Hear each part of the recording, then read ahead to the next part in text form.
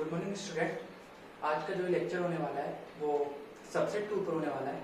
आज हम पढ़ने वाले हैं कि सबसेट क्या होता है, उसके और सब टॉपिक पढ़ेंगे जैसे कि सुपरसेट क्या होता है, प्रॉपर सबसेट क्या होता है, और उसमें हम कुछ क्वेश्चंस करेंगे जिससे हमें समझ में आए कि सबसेट थ्योरी में होता क्या है। तो चलिए स्टार्ट करते हैं।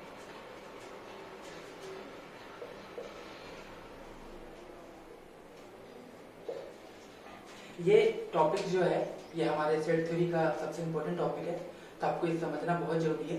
तो सबसेट होता क्या है उसको समझने के लिए पहले हमें सबसेट को समझना होगा। तो हम एक काम करते हैं, पहले सबसेट से स्टार्ट करते हैं, फिर हमें खुद समझ में आ जाएगा कि सबसेट्स क्या होते हैं। ठीक है, तो हम स्टार्ट करते हैं सबसेट से। ठीक है, तो सबसेट क्या होता है? सबसेट को समझने से पहले हमें कुछ शब्दों पर थोड़ा सा ध्यान देना होगा कि सबसेट होता क्या है। तो मैं यहाँ पे एक चीज लिखने वाला हूँ, बल्कि उस चीज को मैं अभी थोड़ी देर में समझाने वाला हूँ, लेकिन मैं अभी लिख रहा हूँ जानबूझकर।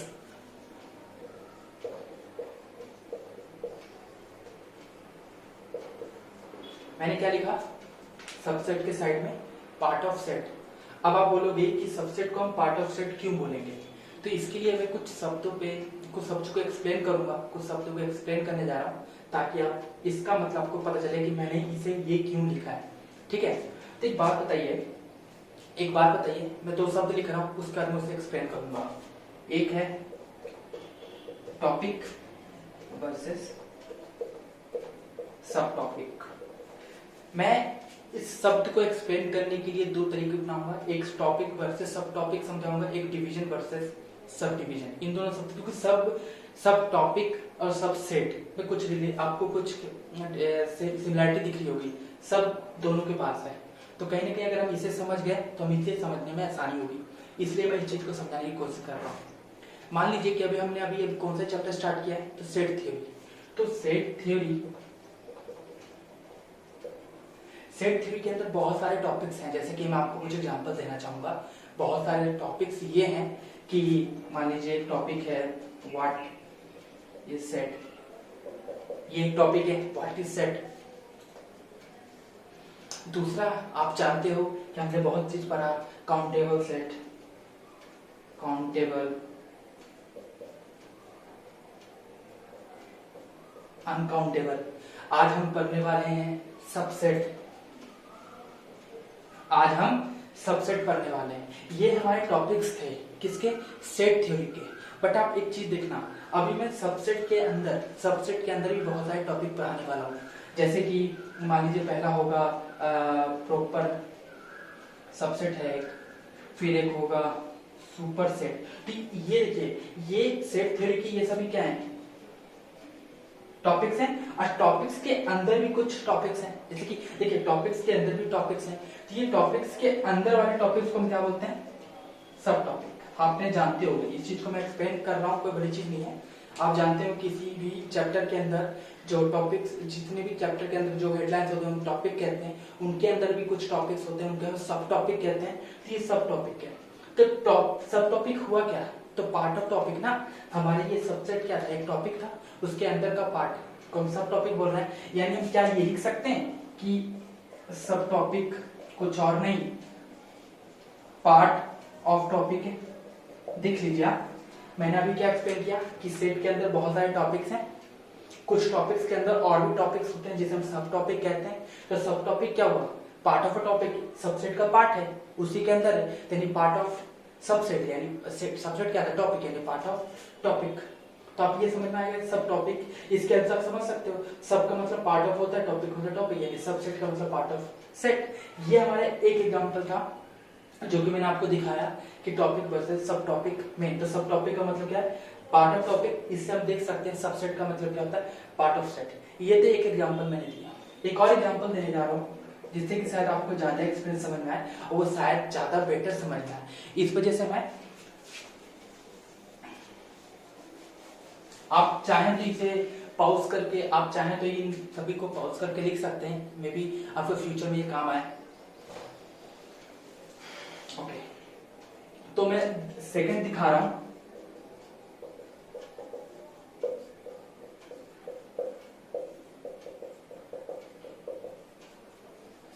Division versus sub division. आप आपने इंडिया का मैप देखा होगा। इंडिया का जो पूरा एरिया है, क्षेत्रफल है, उसे 29 पार्ट्स में बांटे गए हैं, 29 पार्ट्स में। या फिर हम ये कह सकते हैं कि इंडिया के मैप को, इंडिया इज डिवाइडेड इनटू 29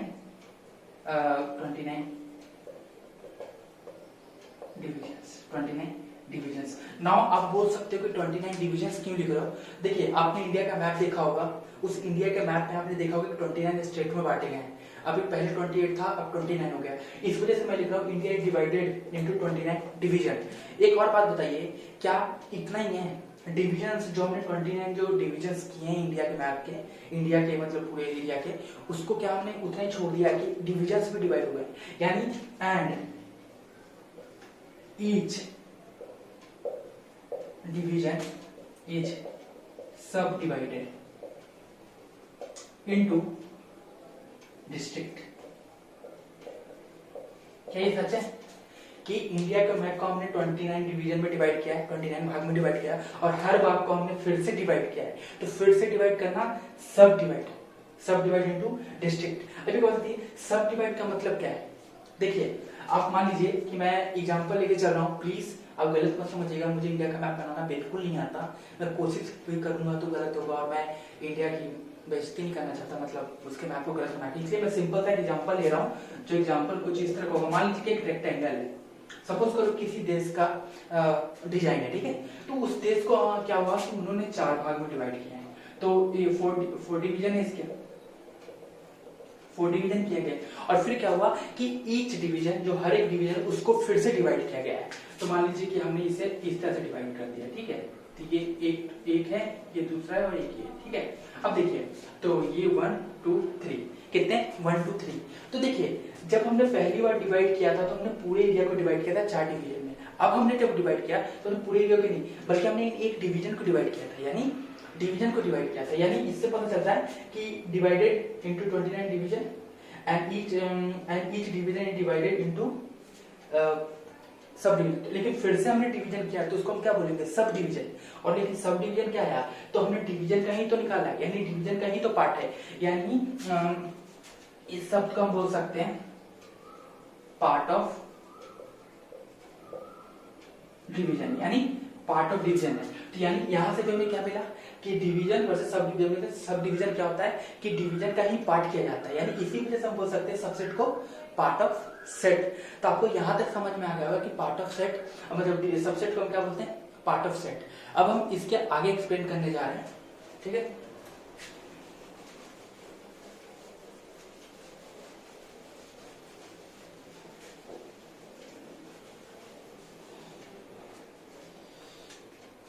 चलिए, मैं फिर से इसको लिख देता हूं एक बार।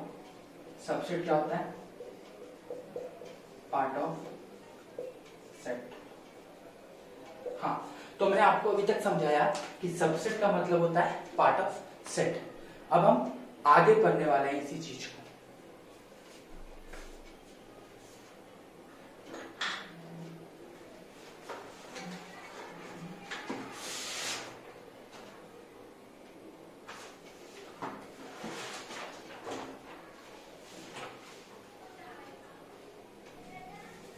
चलिए, हमने अभी सबसेट को समझाया कि सबसेट क्या होता है, पार्ट ऑफ सेट। अब हम कुछ एग्जांपल लेने जा रहे हैं ताकि हम ज्यादा एक्सप्लेन कर पाए कि सबसेट रियली में होता है, यानी पार्ट ऑफ सेट कैसे हम बोल सकते हैं। तो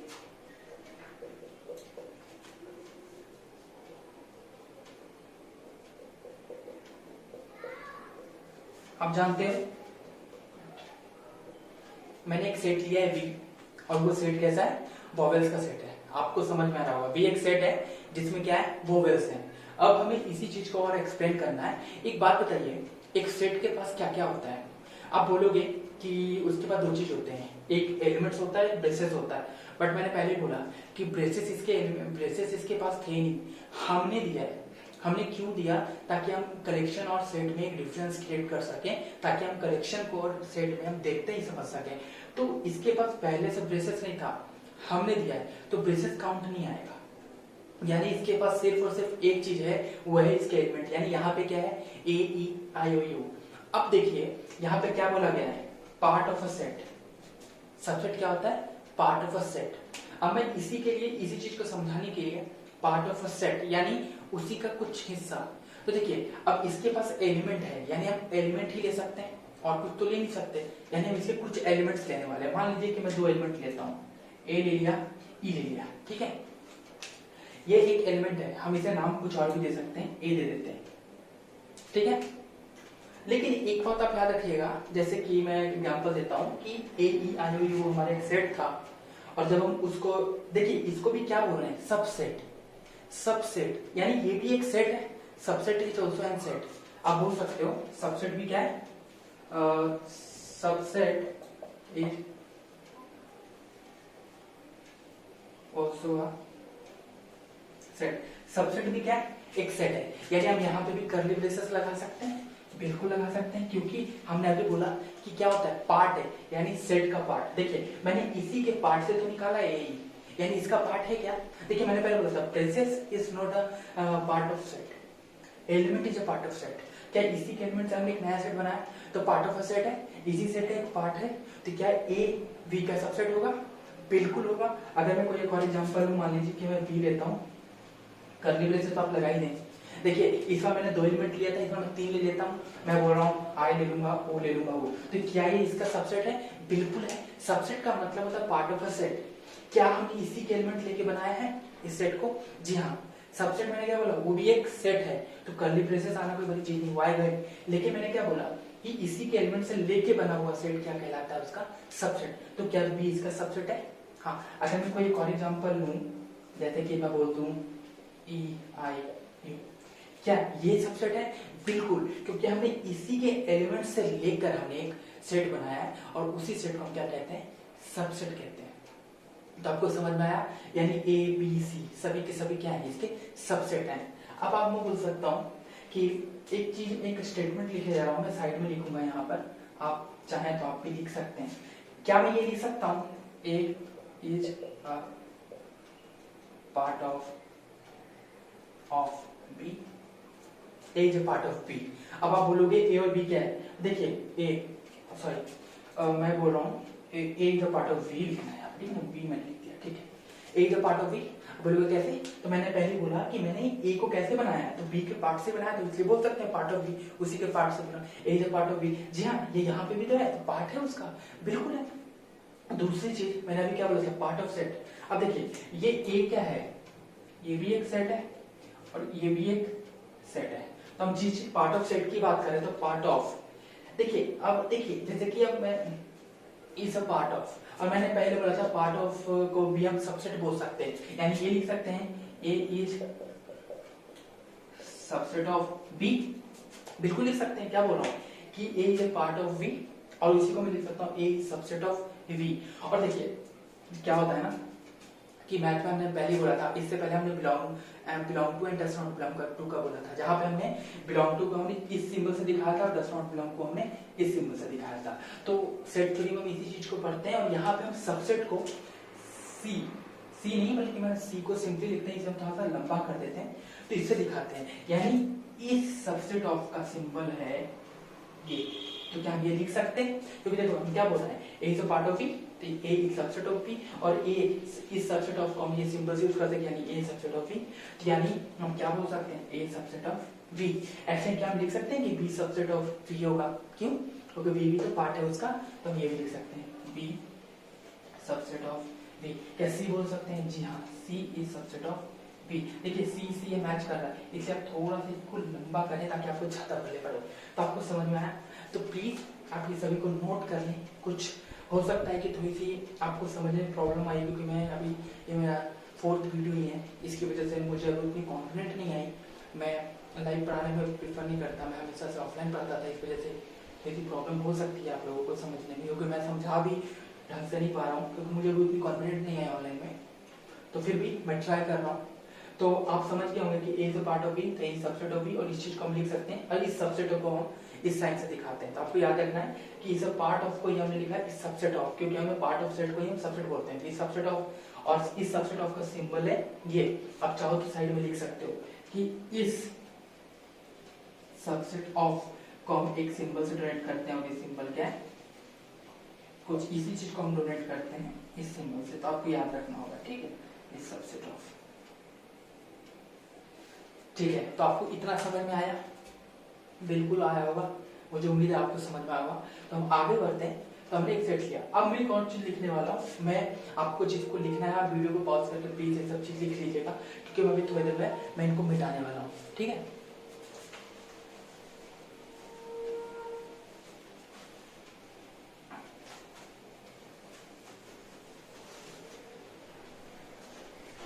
ओके, तो मैं अगला पॉइंट जो कहने वाला हूँ कि देखिए V और ये 2 3 यहाँ पे मैंने सबसेट समझाया कि A इसका सबसेट है, B इसका सबसेट है, C इसका सबसेट है। अगर मैं तीनों को बोलूं तो A B C R, मैं क्या बोलूंगा, A B and C R subsets of B। क्या मैं लिख सकता हूँ, यानी सबसेट्स का मतलब क्या है, बहुत सारे। तो एक सेट के कितने सारे सबसेट होते हैं, बहुत सारे। आप तो मैंने 2 एलिमेंट लिए, 3 लिए, 3 लिए, आप चाहो तो एक एलिमेंट लेके बना सकते हैं। जैसे कि मैं एक सेट बनाता हूँ D, जिसमें मैंने सिर्फ लिया A। अब बोलोगे कि ये कैसे सबसेट हुआ? अरे सबसेट का मतलब क्या होता है कि उस सेट के पार्ट से बना हुआ। क्या उसी के सेट के पार्ट से बना? हाँ, A इसमें था, इसी से तो बना, हाँ ये सबसेट है। अब मैं बोलूँ E लेता हूँ, जिसमें मैं सिर्फ E ले लेता हूँ, कई बात सबसेट है? हाँ है, क्योंकि इसी के पार्ट से तो बना है। तो part of a set is subset, part of a set is called subset. किसी सेट का पार्ट, किसी के सेट के एलिमेंट को लेकर बना हुआ नया सबसेट उसका सबसेट कहलाता है। तो ये सभी के सभी क्या है, सबसेट है। सबसेट्स हैं, बहुत सारे हैं, इसलिए सबसेट बोल रहा है। एक या अकेला सबसेट है, बहुत सारे हैं, सभी के सभी मिलकर सबसेट हो गए। तो ये आपको समझ में आया होगा, बहुत अच्छी बात है अगर आपको समझ में आएगा। अब हम आगे पढ़ने वाले कि सबसेट का डेफिनेशन क्या होता है। तो मैं आपको सबसेट का डेफिनेशन एनसीईआरटी बुक से ही लिख पाऊंगा, ताकि आप लोगों को कहीं से देखना पड़े, आपको आसानी से मिल जाए। तो ठीक है, मैं इनको मिटा रहा हूँ, आगे बढ़ते हैं।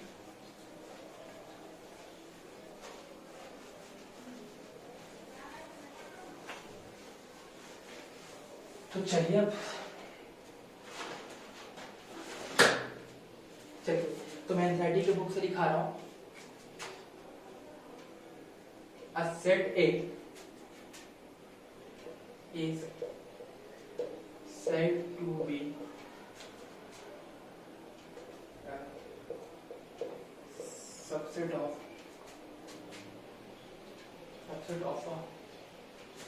a set B if every element of A is also and element of B। ये डेफिनेशन है, डेफिनेशन ऑफ सबसेट। चलिए, तो मैंने सबसेट का डेफिनेशन ऑफ क्या है, सबसेट क्या बोल रहा है, कोई एक सेट है A, वो B का सबसेट कब कहलाएगा, जब A सेट के सारे एलिमेंट B सेट में हो। तो इस चीज को देखिए, आप समझ चुके हो क्या बोल रहा हूं कि a set A is said to be a subset of set B। A set B set का सबसेट तभी कहलाएगा जब A के सारे एलिमेंट B में हों। अब मैं इस चीज को एक्सप्लेन करने जा रहा हूं। देखिए क्या बोल रहा है, A B का सबसेट हो। अभी मैंने थोड़ी देर पहले आपको समझाया कि A B का सबसेट है, जो मैथमेटिकली कैसे लिख सकते हैं। मैं मैथमेटिकली मतलब मैथमेटिक्स से जो भी हमने सेट थ्योरी में सिंबल बना उसके हेल्प से, तो हम इसके लिख सकते हैं कि A सबसेट ऑफ B।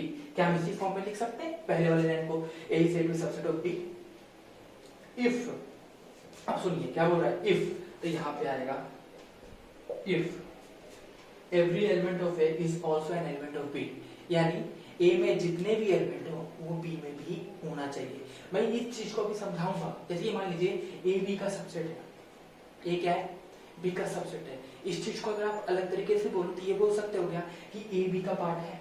अभी मैंने थोड़ी देर पहले बोला था कि A B का सबसेट को हम ये भी तो बोल सकते हैं A B का पार्ट है। और जब हमने B के पार्ट में B से ही लेकर जिसे बनाया है, जो मैंने आगे एक्सप्लेन किया, B से लेकर जिसे बनाया है, तो इसका क्या मतलब है कि B के एलिमेंट से बना है, तो यानी इसमें जो होंगे इसमें होंगे ही। तो इसमें गलत क्या लिखा है, if every element of A is also an element of B। अरे भैया B से ही बना है तो होगा ही ना, पक्का है। तो मतलब ए क्या है, बी से ही बना है। तो इफ एवरी, इसको कैसे लिखोगे, if every element of A.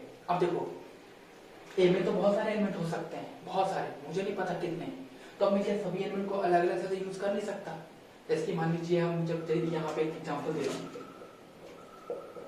2x + 3 = 9 है।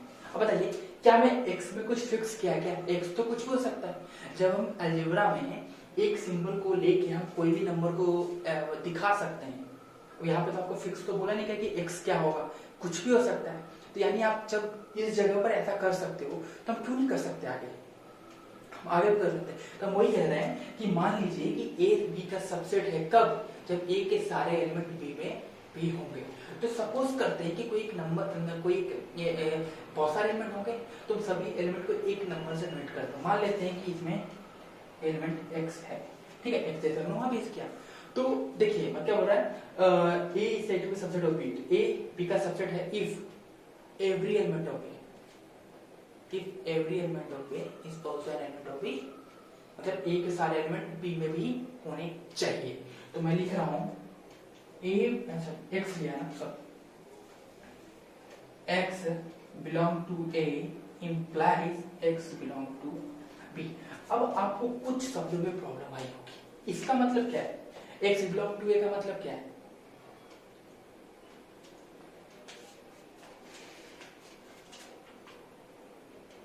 या फिर एक और काम कर सकते हैं, मैं थोड़ा सा और इसको अच्छे से, if for all x belong to a implies x belong to b।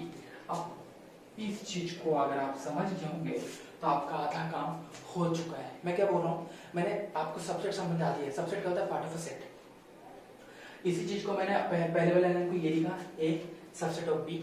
A subset of B का मतलब है कि ए पार्ट है बी का, तो यानी ए जो है बी से बना है, बी के एलिमेंट लेके ही बना है, तो यानी इसमें जो एलिमेंट होगा उसमें तो होगा ही ना, क्योंकि इसी से तो आया है, यानी इसमें आया है यानी उसमें था तभी तो आया। तो ये बोल सकते हैं, ये हो गया। यानी अब मान लीजिए कोई भी एलिमेंट, मैं मान रहा हूँ कि इसमें बहुत सारे एलिमेंट 50 हैं, लेकिन मैं सभी को एक ही नंबर से दिखा सकता हूँ, क्योंकि x को मैं क्या बोल रहा हूँ, x तो कोई भी नंबर है, नेचुरल नंबर हो सकता है, रियल नंबर, यानी मैं सारे नंबर ले रहा हूँ। इसी तरह से मैं x भी यहाँ पे इसलिए ले रहा हूँ ताकि मैं कोई भी इसके कोई भी एलिमेंट को दिखा सकूँ। तो x क्या है, कोई भी एलिमेंट हो सकता है। तो मतलब x अगर इसमें बिलोंग कर रहा है, x जो है इसमें है, तो इसमें भी होगा। तो यानी फॉर ऑल का मतलब क्या है, if for all x belong to a, यानी जितने भी x हैं वो a में बिलोंग करेगा तो वो b में अपने आप बिलोंग करेगा। अब बात आती है इस सिंबल की, इस सिंबल को हम बोलते हैं इंप्लीकेशन।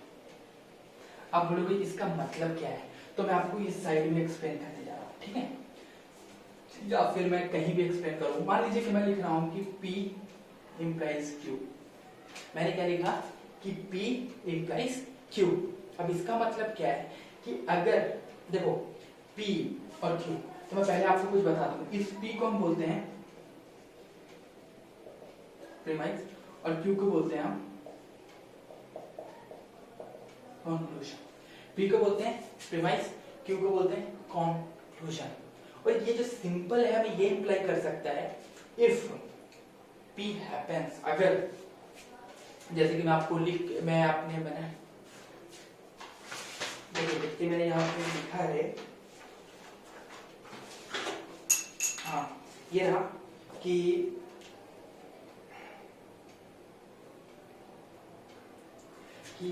जैसे कि if P is true then Q must be true. मैंने गूगल किया था, आज मैंने गूगल किया था ताकि मैं इसे अच्छे से एक्सप्लेन कर सकूं। तो वहां पे लिखा था कि P क्या होता है, प्रेमाइस होता है, Q कंक्लूजन होता है। प्रेमाइस का मतलब होता है आधार, ये क्या है आधार, और कंक्लूजन का मतलब आपको पता ही होगा कि आखिरी में मतलब इसका पूरा निष्कर्ष क्या निकला है। तो प्रेमाइस का मतलब है आधार। अब आप बोलो कि इसका मतलब क्या होगा, जैसे कि मैं एक एग्जांपल देना चाहता हूँ, फूड इंप्लाइज लाइफ। इसका मतलब क्या है, अगर खाना है तो जिंदगी है, यानी अगर ये है तो ये होगा, ये बोल रहा है। इफ P इज ट्रू, अगर P सही है तो Q पक्का सही होगा। अगर खाना है तो हम जिंदा रह सकते हैं, अगर खाना होगा ही नहीं तो जिंदा कैसे रहेंगे। जैसे कि एक और एग्जांपल लो, अभी लेटेस्ट चल रहा है कोविड-19, क्या बोल रहा है, डेंजर। अगर कोविड-19 है तो खतरा है, अगर ये हुआ ये पक्का है। तो यानी ये है if is true then Q must be true, यानी ये हमें क्या होता है, आधार। स्टार्टिंग क्या है, तो खाना है, मतलब ये आधार है हमारी जिंदगी का, खाना हमारी जिंदगी का आधार है। ये कोविड-19 अगर ये रहा तो ये अपने आप होगा। तो यही है कि यानी अगर ये होगा तो ये होना ही है। अब देख लीजिए एग्जांपल लेते हैं, हमने पीछे लिया था, एक सेट ले लेते हैं ए, जो 1 है 2 है 3 है, ठीक है, और एक मैं बी ले रहा हूँ जिसमें मान लीजिए कि मैं इसी के एलिमेंट लेना पड़ेगा ताकि सबसेट हो। तो मैं क्या बोल रहा हूँ कि ए बी का सबसेट है, मैंने ए बी लिया है, तो ए क्या है, ए क्या है, बी का सबसेट, उल्टा कर लेते हैं, ये बी है और ये ए, तो ये दिखाना है ए बी का सबसेट है। तो क्या यहाँ पे देख सकते हैं ए बी का सबसेट है, हाँ ए बी का सबसेट है। अब क्या बोल रहा है कि मतलब for all X belong to A, कोई भी वैल्यू, कोई भी एक्स जो ए में है, तो ए में क्या है, 1 है, 2 है, इंप्लाइज कि ये होगा, यानी अगर कोई भी एक्स ए में हुआ तो बी में होगा। अब कोई भी एक्स ले लो, 1 है, 1 बिलोंग कर रहा है ए को, तो क्या 1 बिलोंग कर रहा है बी को, तो ये अपने आप इंप्लाई कर रहा है 1 बिलोंग कर रहा है। बिल्कुल सही है कि 1 ए में है तो बी में है। 2 आप देखो इधर, जैसे कि मैं अगला एग्जांपल ले, तो देखिए यहाँ पे एक और एलिमेंट है 2, तो अगर मैं लिखूं कि 2 बिलोंग कर रहा है ए को, तो ये इंप्लाई कर रहा है कि 2 बिलोंग कर रहा है ए को। ये सही तो है, यानी ये सही तो कह रहा है कि अगर 1 ए को बिलोंग करेगा तो 1 बी को भी बिलोंग कर रहा है। तो आपको मैंने ये जो ये जो हमने लिखा है यहाँ पे, इसी चीज को मैंने यहाँ पे दिखाया कि हाँ ये ट्रू होता है। अगर कोई दो सेट एक दूसरे के साथ हैं तो कुछ ऐसे ही होते हैं कि अगर कोई एलिमेंट सब इस वाले एलिमेंट इस सेट में है तो उसमें होगा, क्योंकि ऐसे देखो ना इसी से तो बना है, तो इसमें जो भी एलिमेंट होगा इसी से आया है ना, तो यानी होगा ही होगा। तो आप इस चीज को आपने समझ गए होंगे, मुझे विश्वास है। तो अब हम आगे बढ़ते हैं।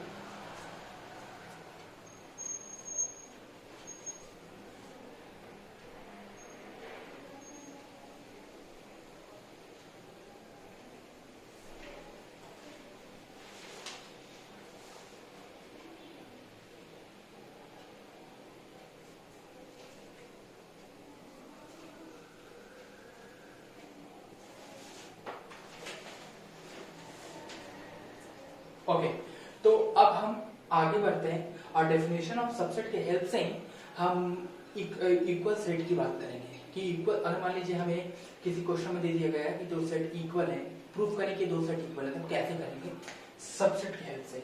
तो हम इसी चीज को आगे पढ़ने वाले हैं।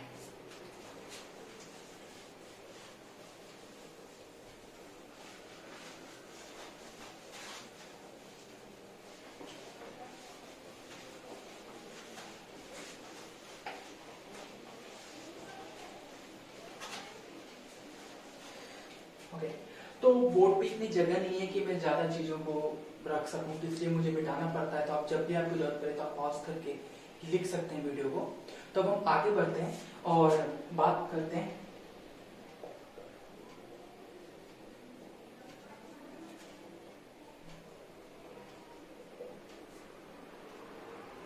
तो मैं इक्वल सेट का डेफिनेशन पहले लिखवाऊंगा, फिर आपको मैं आगे बताऊंगा।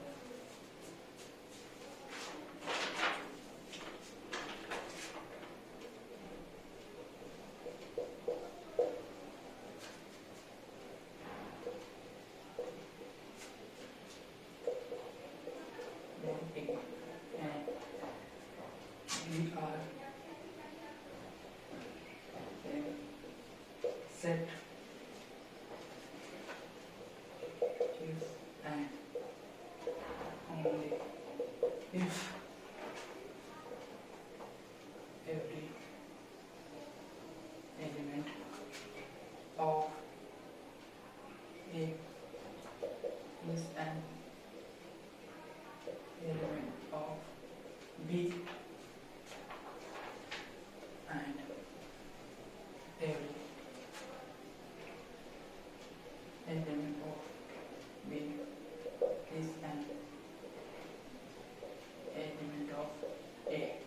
तो पहले मैं आपको रीड कर देता हूँ ताकि कहीं अगर आपको कोई लैंग्वेज लिखा हुआ समझ में ना आए तो आप लिख सकें। क्या बोल रहा हूँ, if A and B are two are sets, दो सेट है A और B, then A and B are same set, तो A और B सेम सेट होंगे अगर if and only if, क्या बोल रहा है, इफ एंड ओनली इफ, इस चीज को भी मैं एक्सप्लेन करने वाला हूँ थोड़ी देर में। If and only if every element of A is an element of B, यानी ए का हर एलिमेंट बी में होना चाहिए, and every element of B is an element of A, और बी का हर एलिमेंट ए में होना चाहिए। अब मैं देखिए दो लाइन लिखने वाला हूँ, सुनिएगा क्या बोल रहा हूँ कि एवरी एलिमेंट ऑफ, देखिए मैं जिस लाइन को मैं जितने को मैं ये डार्क कर रहा हूँ आप उस पर ध्यान दीजिएगा।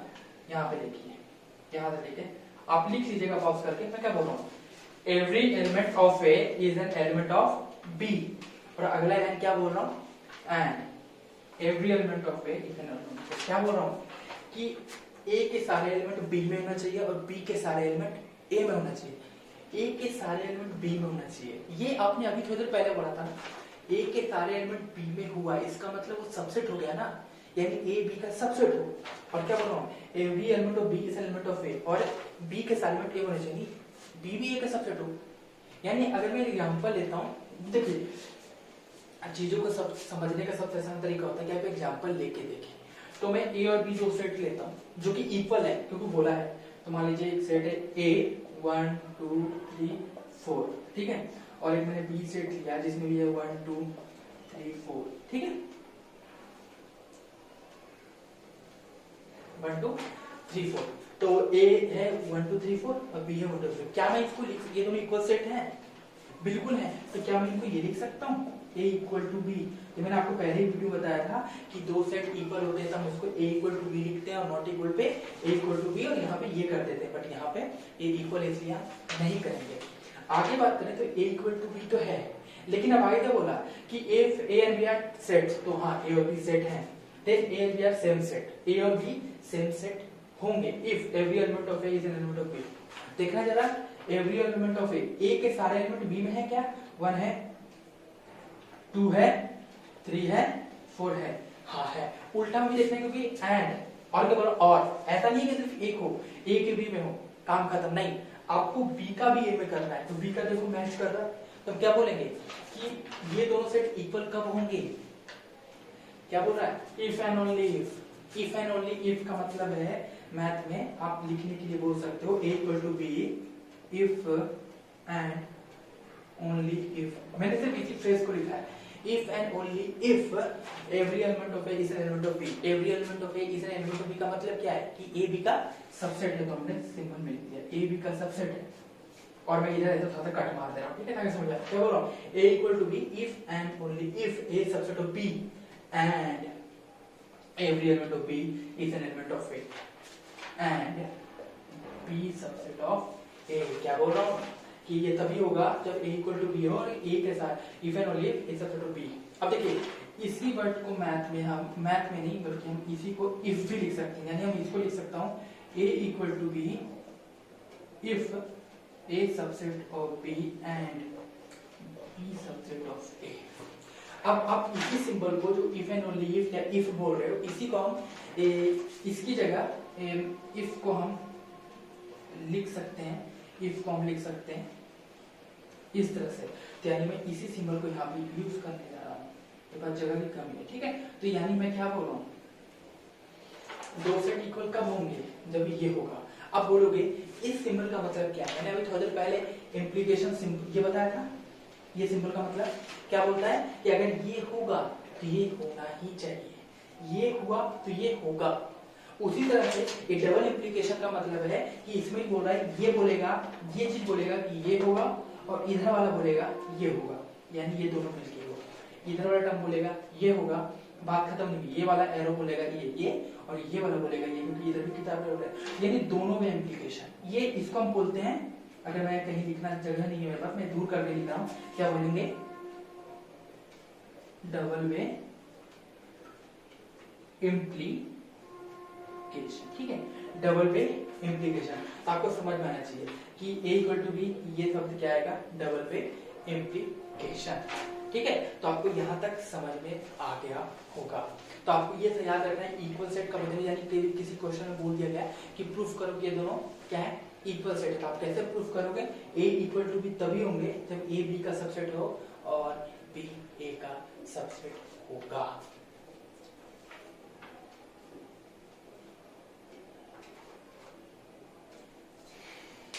ओके, तो हमने इतना पढ़ने के बाद हम एक बहुत अच्छे पॉइंट पे पहुंच चुके हैं। यहाँ पर हम एक ऐसा चीज हम एक चीज देखने वाले हैं कि हर सेट अपना ही सबसेट होता है। मतलब ए सेट खुद का सबसेट है, बी सेट खुद का सबसेट है। कैसे? तो हम इस लाइन का यूज करके ही करने वाले हैं। तो चलिए अब हम कुछ पॉइंट्स लेंगे।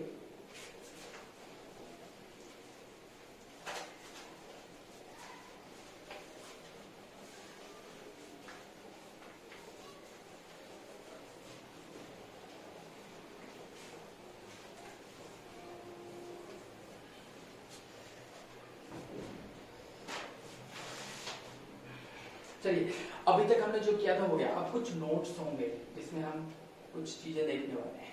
तो पहला नोट्स है कि every set is subset of itself. अब बोलोगे every set is subset of itself. अब इस चीज का मतलब क्या है? तो देखिए, मैं इसी को एक्सप्लेन करने जा रहा हूं। तो एक बात बताइए, मैं ऐसा करूंगा, let there be a set. अब मैं बोल रहा हूँ एक सेट है, ठीक है। मैं एक सेट मान के चल रहा हूँ, let there be a set A. एक वहां पे एक ऐसा सेट है ए। तो एक बात बताओ, ए सेट क्या खुद के इक्वल होगा? या तो जानते हो every set is equal to itself. ये तो आप क्या बोल रहा हूँ, हमें प्रूफ करना है कि every set is subset of itself. मतलब हर सेट अपना ही सबसेट होता है। ये चीज को प्रूफ करने के लिए मैं पहले बोल रहा हूँ कि सेट होगा क्या। देखो, मैंने कुछ दिन पहले आपको बताया था किसी वीडियो में मैंने कि एजम ऑफ एग्जिस्टेंस क्या कहता है कि सेट होते हैं। तो let there be a set कैसे बोलेंगे? इसको हम कैसे बोल रहे हैं कि सेट है? वो हम बोल सकते हैं let there be a set by axiom of existence. Axiom of existence में बोलता है कि सेट है, तो मान लेते हैं एक सेट है कोई सा ए, ठीक है। अब देखिए, हर सेट अपने इक्वल होगा क्या? ए सेट ए के इक्वल 100% होगा। And we know that A equal to A. क्या आप ये जानते हो? और हम लोग जानते हैं कि कोई भी सेट ए के इक्वल होगा, 100% होगा। तो हम कह सकते हैं कि ए के इक्वल है। और एक बात बताइए, अभी हमने एक इक्वल सेट क्या पढ़ा था कि दो सेट इक्वल कब होते हैं? वो एक चीज कंडीशन देते हैं। तो हम लिखेंगे A equal to A if and only if A subset of A, यानी ये वाला इसका सबसेट होगा और ये वाला इसका सबसेट होगा, एंड ए सबसेट ऑफ ए। ये दोनों मिलके ही हमें एक ही चीज बोल रहा है कि ए जो है ए का सबसेट होगा। यानी ए जो है ए का सबसेट होगा। यानी हमें जो चाहिए था, हाँ, यानी ए सेट का सबसेट है। और हमने कोई फिक्स सेट तो नहीं बोला, ये ए बी सी कुछ हो सकता है। यानी हर सेट खुद का सबसेट है। Every set is a subset of itself. जी हाँ, ये ट्रू है। हमने थोड़ा सा एक्सप्लेनेशन किया तो हम निकले कि हाँ ये सही है, ये कोई भी सेट अपना सबसेट होता है। तो ये आपका आई थिंक क्लियर हो गया है। तो आप ये लिखिए। इसके बाद मैं अगला सेकंड पॉइंट पे आता हूं।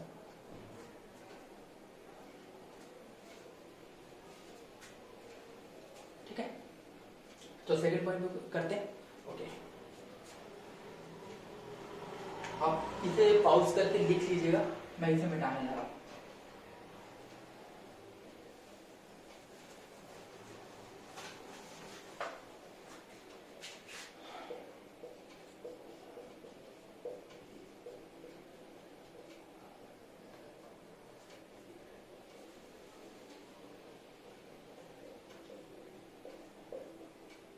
आपने तो कुछ लोग बोल रहे हो कि आपने एम्प्टी सेट तो बताया नहीं, आप ये बताने चले। हाँ, मैं एम्प्टी सेट नहीं बताया क्योंकि मुझे अभी कुछ चीजें हैं जो मैं नेक्स्ट वीडियो में पढ़ाऊंगा, एजम ऑफ स्पेसिफिकेशन। वहां पर मैं आपको ये समझाने वाला हूँ कि एम्प्टी सेट एग्जिस्ट करते हैं क्या, उसका मैं प्रूफ देने वाला हूँ। और ये भी बताने जा रहा हूँ कि दो एम्प्टी सेट है, मान लीजिए ई और ई डैश, तो वो क्या दोनों सेट इक्वल होंगे? यानी दो एम्प्टी सेट एक दूसरे के इक्वल होते हैं या अलग होते हैं? इन दोनों को मैं प्रूफ करने वाला हूँ। तो उसको मैंने अलग से वीडियो बनाने की सोची है। तो वो अगला वीडियो कल जो मैं अपलोड करूंगा सुबह, वो वही वीडियो होगा। ठीक है, तो ओके, तो empty set is a subset of every set. अब इस चीज को कैसे करें?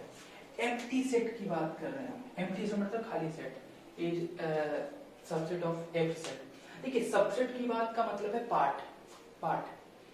अब पार्ट का मतलब है कि एवरी सेट, सेट तो कुछ भी हो सकता है, सेट तो कुछ भी हो सकता है ना। अब सेट कुछ भी हो सकता है, जैसे कि मान लीजिए कि मैं एक सेट लेता हूँ, इसको मैं एग्जांपल से समझाऊंगा। एक सेट मान लीजिए कि आई का है। अब आई बोलोगे किसके लिए स्टैंड कर रहा है, तो मैं इसको थोड़ा सा आइसक्रीम के लिए कर रहा हूँ। मैंने आइसक्रीम का एक सेट बनाने जा रहा हूँ, तो मैंने उसे किया एक आइसक्रीम में बोल रहा हूँ कि V for vanilla, C for chocolate, और भी है जैसे कि वैनिला, चॉकलेट, स्ट्रॉबेरी ले लो, और भी बहुत सारे हो सकते हैं, I don't know, orange.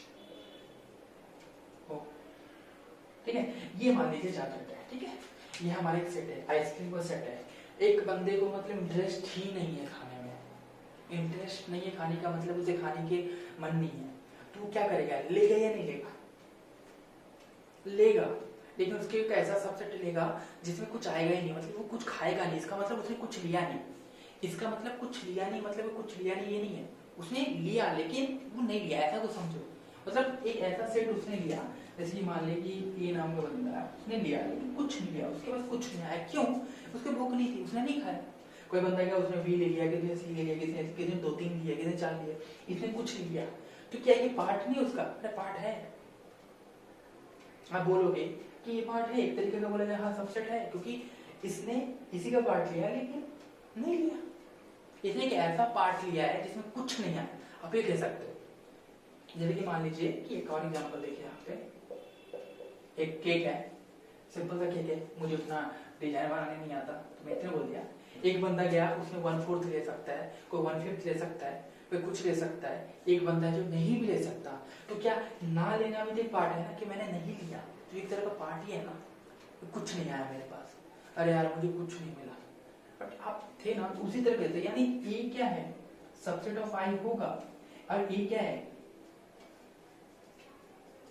Every set है, और आई सेट, और ये सेट तो कुछ भी हो सकता है, एवरी सेट यानी कोई भी सेट हो सकता है। तो इस तरह के एक्सप्लेनेशन है, या फिर आप सबसे आसान समझो तो मैंने ये कहीं मैंने ये जो एग्जांपल है मैंने समझा था, हवा, हवा कहीं भी होता है, यानी आप इसके पास भी हवा है और इसके पास भी हवा है, इसके पास हवा है क्या, एक रूम के अंदर हवा तो होता ही है, और हवा तो कहीं भी फैल सकता है ना, यहाँ भी होगा, यानी हवा तो दोनों जगह है ना, यानी इसी का पार्ट हो सकता है। तो मान लो हवा की तरह ले सकते हो, तो आप हवा भी समझ के चल सकते हो कि हवा वो तो हर जगह है, यहाँ भी होगा। तो ये हो गई बात आपकी empty set is subset of every set. आगे बढ़ते हैं,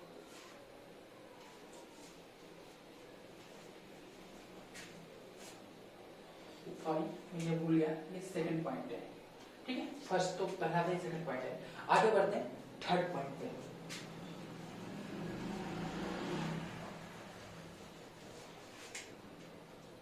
थर्ड पॉइंट है सुपर सेट एंड प्रॉपर।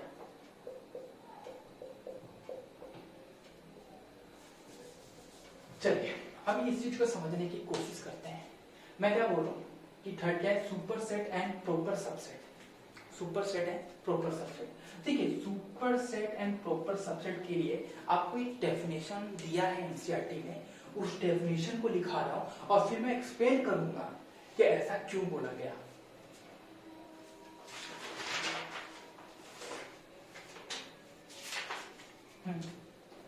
चलिए, let A and B be two subset. Let A and B be two sets of sets. Let A and B be two sets. ठीक है? Then A is called. Then A is called. Then A is called a proper subset of B and B is called superset of A. Superset of A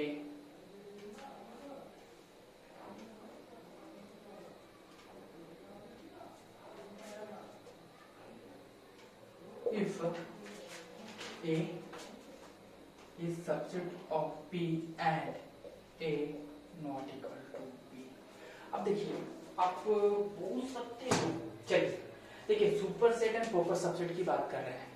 क्या बोल रहा है, ए और B दो sets हैं, ठीक है, A and B are two set, A and B are proper sub, A is called proper subset of B. A जो है बी का प्रॉपर सबसेट कब कहलाएगा, and B is called superset of A, और B जो है ए का super set कब कहलाएगा, इफ ए क्या है बी का सबसेट है और ए नॉट इक्वल टू बी।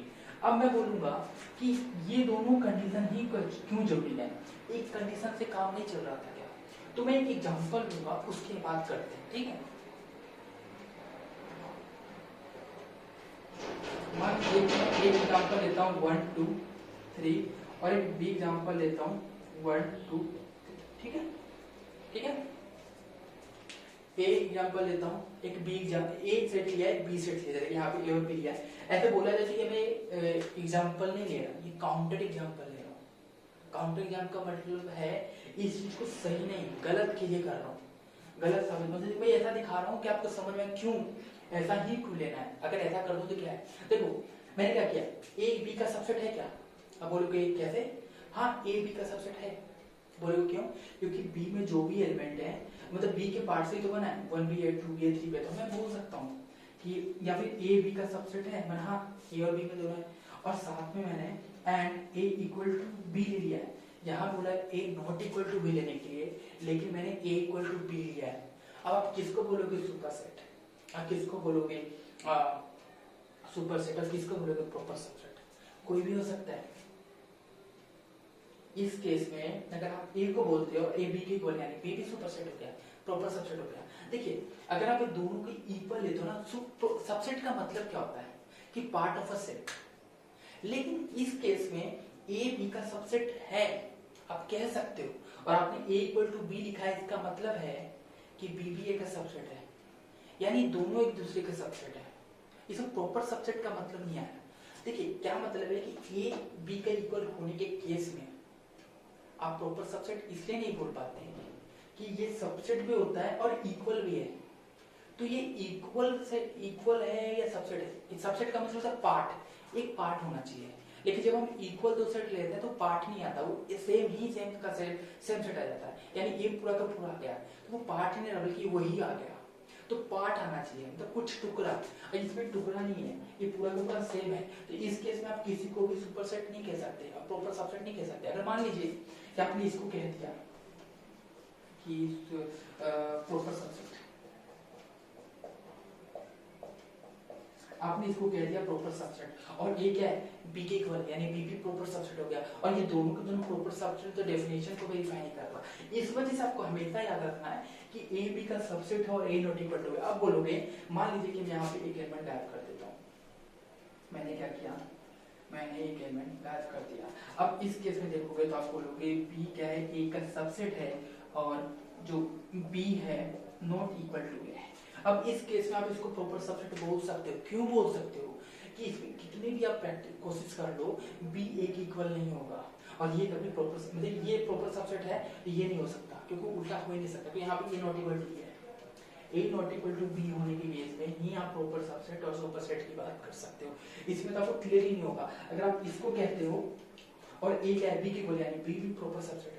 अगर आप इसको सुपर सेट कहते हो और ये ए की इक्वल, यानी ए सुपर सेट है, और ए सुपर सेट, इसके देखो ए मैंने प्रॉपर सबसेट बोला, इसमें नेक्स्ट टाइम क्या होगा, ए प्रॉपर सबसेट है और ये क्या है सुपर सेट है, और सुपर सेट किसी ए की इक्वल, यानी ए सुपर सेट भी हो गया। और एक साथ एक सेट दोनों चीज नहीं हो सकता, या फिर वो प्रॉपर सबसेट और सुपर सेट होगा, समझ रहे हो। तो ये अगर ऐसा करते हो, ये चीज लेते हो ना, तो ये कंफ्यूजन क्रिएट करता है। तो इस वजह से हमने क्या किया, एक ऐसा डेफिनेशन है कि यहाँ पे इक्वल नहीं होगा, इक्वल ना होने के केस में ये जो है प्रॉपर सबसेट होगा और ये सुपर सेट होगा 100%, ठीक है। तो आपको समझ के चलना है। कुछ चीजें अगर आपको क्लियर नहीं हुई तो प्लीज कमेंट करके बताइएगा, तो मुझमें और एक्सप्लेन, एक और वीडियो इसी पे लाने की कोशिश कर सकता हूँ, ठीक है। तो आप समझने की कोशिश करें क्यों, इसका रीजन यही है, अगर आप दोनों सेट के इक्वल ले लेते हो ना, तो सबसेट का मतलब होता है पार्ट, टुकड़ा, लेकिन अगर वो दोनों इक्वल है तो दोनों के दोनों इक्वल हो जाने की वजह से वो प्रॉपर सबसेट नहीं कहलाता, वो सिर्फ सबसेट होता है। प्रॉपर सबसेट होता है छोटा सा भाग होना चाहिए, उसका टुकड़ा कम से कम एक आध ऐसा एलिमेंट होना चाहिए दोनों में ना है, इसमें नहीं हो, तभी तक तो प्रॉपर सबसेट का मतलब प्रॉपर मतलब पूरी तरीके से सबसेट होना चाहिए, लेकिन टुकड़ा होना चाहिए, इक्वल नहीं होना चाहिए। इस वजह से हमने इक्वल नहीं लिया, तभी प्रॉपर सबसेट है। इस केस में हम इसको बोल सकते हैं सुपर सॉरी प्रॉपर सबसेट। ये इधर वाले को प्रॉपर सबसेट है, इसको हम बोल सकते हैं सुपर सेट। आपको समझ में आ गया होगा, ठीक है? तो आपको ये शायद समझ में आ गया होगा। चलिए इसका आखिरी पॉइंट पे आप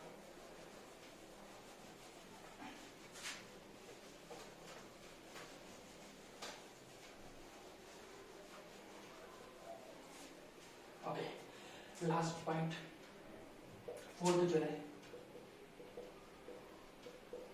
सिंगलटन सेट, सिंगलटन सेट, ठीक है?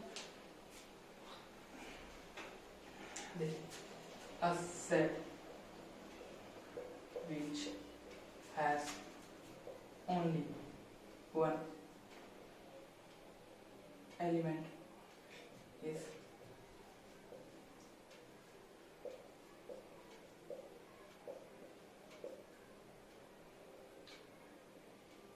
सिंगलटन सेट, ठीक है? एक ऐसा सेट जिसके पास सिर्फ और सिर्फ एक ऐसा सेट जिसके पास सिर्फ और सिर्फ एक एलिमेंट हो, वो क्या कहलाता है? Singleton set. तो आपको ये समझना है। अब देखिए इसका एग्जांपल कुछ लेता हूं, जैसे कि ये सिंगलटन सेट, क्यों? एक सेट है, उसमें कितने एलिमेंट है? सिर्फ एक। अगर मैं बोलूं एग्जांपल अगला कि v x such that x belong to natural number and 1 से बड़ा x एंड लेस देन 3, तो इसमें आज आप इसको v लिखोगे तो सिर्फ और सिर्फ 2 आएगा। ये एक सिंगलटन सेट है। तो आपको ये समझ में आएगा कि एक ऐसा सेट जिसमें सिर्फ एक एलिमेंट होगा हमारा सिंगलटन सेट कहलाता है। अगली वीडियो में हम एविजोमो स्पेसिफिकेशन पढ़ेंगे, उसके हेल्प से। अब बोलोगे एविजोमो स्पेसिफिकेशन क्या है? तो सबसेट का एक्सटेंशन है, सबसेट का ही एक्सटेंशन है, उसे पढ़ेंगे। फिर एम्प्टी सेट क्या होता है, उसके प्रूफ एग्जिस्ट करता है कि नहीं। दो एम्प्टी सेट अगर मान लीजिए दो एम्प्टी सेट दे दिए हैं ई और ई1, तो दोनों एक दूसरे की इक्वल होते हैं या अनइक्वल होते हैं, इस चीज पे बात करेंगे। तो कल का वीडियो 20 से 25 मिनट का होगा जिसमें हम इसी चीज के बारे में बात करेंगे। और मे भी हो सके तो कल मैं 2 वीडियो रखूँ जिसमें अगला उसका अगला पार्ट जो होगा वो subset of real number line के बारे में होगा। तो आज के लिए thank you, have a good day.